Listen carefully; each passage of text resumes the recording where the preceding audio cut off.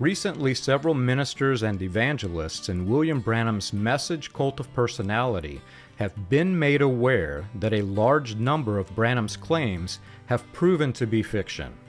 Through the work of this website and several others, a substantial amount of evidence has been made public, proving not only that William Branham's claims were false, but also that many of those false claims were for the sole purpose of self-promotion, instead of his pointing others to Christ. As a result, a growing number of ministers in Branham's message sect are now admitting that William Branham made false claims, and a large number of them are severing ties with Voice of God recordings, leading to decreased revenue through their now missing donations.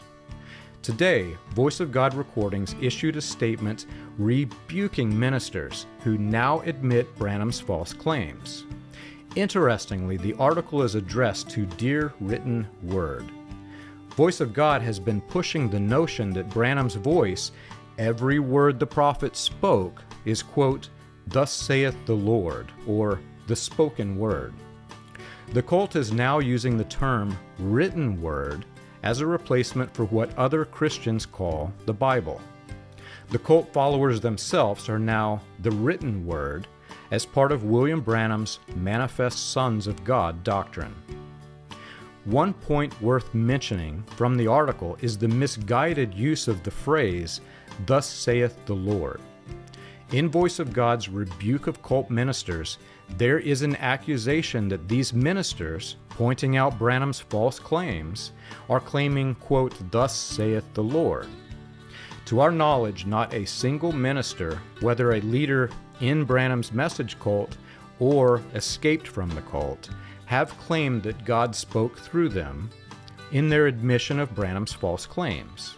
Instead, these cult leaders and former cult leaders simply say that they have reviewed the evidence and that the evidence was undeniable, and William Branham did in fact make these false claims.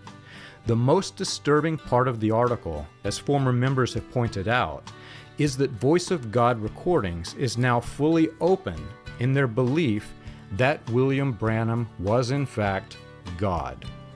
According to the article, William Branham was deity veiled in human flesh. You can learn this and more on william-branham.org.